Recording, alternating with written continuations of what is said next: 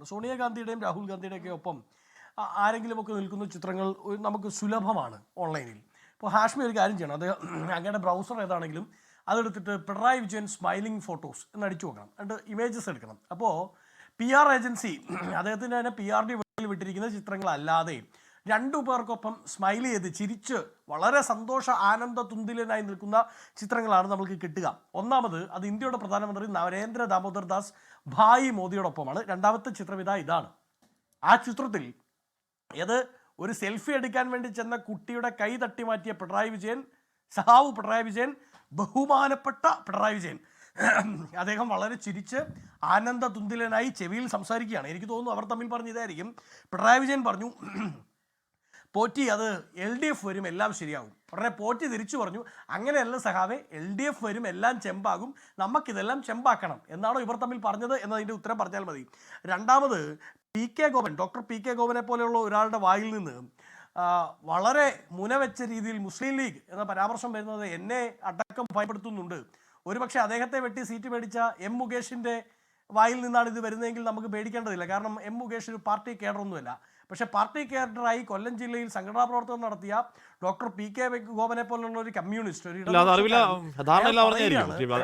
രക്ഷയുമില്ലാതെ വരുമ്പോൾ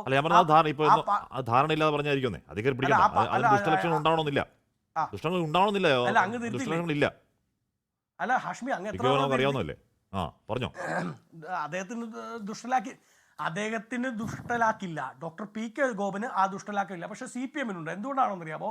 ഈ പാട്ടുമായി ബന്ധപ്പെട്ട വിവാദവും പരാതിയും വരുന്ന എപ്പോഴാണ് ശ്രീ ഹാഷ്മി?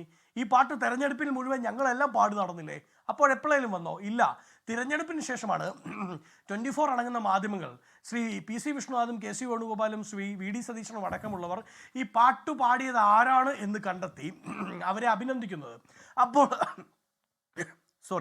അപ്പോഴാണ് ഈ പാട്ട് പാടിയതും എഴുതിയതും ആരാണ് എന്ന് വെളിവാക്കപ്പെടുന്നത്. അങ്ങനെ വെളിവാക്കപ്പെട്ടപ്പോഴാണ് ഈ പാടിയതും എഴുതിയതും രണ്ട് മുസ്ലിം നാമധാരികളാണ് എന്ന് മനസ്സിലാവുന്നത്. അത് മനസ്സിലായതിൻ്റെ ആദ്യ മണിക്കൂറിൽ പരാതിയുമായി ഇറങ്ങി പുറപ്പെട്ട ആളാണ് ഇദ്ദേഹത്തിൻ്റെ ജില്ലാ സെക്രട്ടറി പത്തനംതിട്ടയിൽ, മുൻ MLA, ഓർമ്മയുണ്ടല്ലോ. അതിനുശേഷമാണ് CPM-ന് ഇത്രമാത്രം ഹാലിളകിയത്. അതിനുശേഷമാണ് ഇവർക്ക് മനസ്സിലായത് ഇതിലൊരു ഗോൾഡൻ ഓപ്പർച്യൂണിറ്റി ഉണ്ട്, ഒരു സുവർണ അവസരം.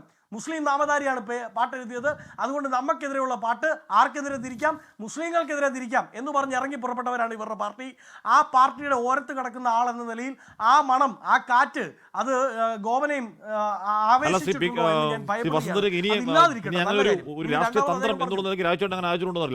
വളരെ വർഷങ്ങളെ വ്യക്തിപരം നേരിട്ടറിയാവുന്ന ആളെന്നുണ്ടെങ്കിൽ അദ്ദേഹത്തിന്റെ ഉള്ളിൽ പോലും അങ്ങനെ ഒരു ചിന്തയില്ലാത്ത ആളാട്ടോ വസുന്ധരയ്ക്ക്. അല്ല, അങ്ങനെ ഉണ്ടാവരുത്. പക്ഷേ ഈ പറയുന്ന ക്രൊണോളജി ഉണ്ടല്ലോ ശ്രീ ഹാഷ്മി, ആ ക്രൊണോളജി പരിശോധിക്കുമ്പോൾ കേരളത്തെ അരിയാഹാരം കഴിക്കുന്നവർ അങ്ങനെ ചിന്തിക്കൂ. അങ്ങനെ ചിന്തിക്കാൻ തൽക്കാലം നമുക്ക് സാധിക്കൂ. കാരണം CPM-നെതിരെ സമരം ചെയ്ത വയൽക്കിളികളെ RSS ആക്കിയവരാണ് ഇവർ. CPM-നെതിരെ കേരളയിൽ സമരം നടക്കുമ്പോൾ അവിടെ SDPI ആണ് എന്ന് പറഞ്ഞവരാണ് ഇവർ.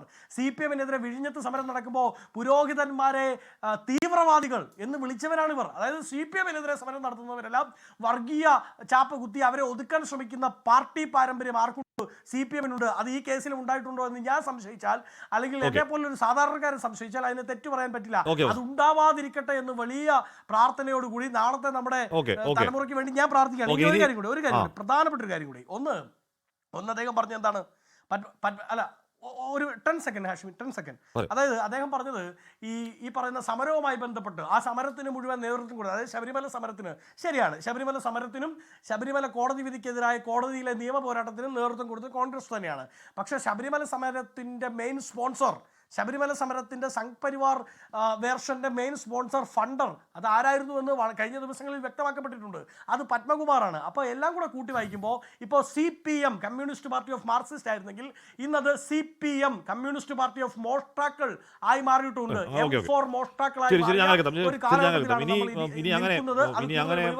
അങ്ങനെ ഇല്ലാത്ത വികാരം വ്രണപ്പെടാവോ എന്നാലും അപേക്ഷ നടത്തിയെങ്കിലും അങ്ങനെ വ്രണപ്പെടില്ല എന്ന് കേരളം ബോധ്യപ്പെടുത്തിക്കൊണ്ട ദിവസം നമ്മൾ കണ്ടാണ്. പോട്ടെ, അത് വേറെ കാര്യം. ലോകത്തെവിടെയായാലും ഏത് സമയത്തും 24 വാർത്തകളും ഓഗ്മെന്റഡ് റിയാലിറ്റി പാക്കേജുകളും എക്സ്പ്ലെയിനറുകളും വിശദമായി കാണാൻ ഞങ്ങളുടെ YouTube ചാനൽ നിങ്ങൾക്ക് സബ്സ്ക്രൈബ് ചെയ്യാം.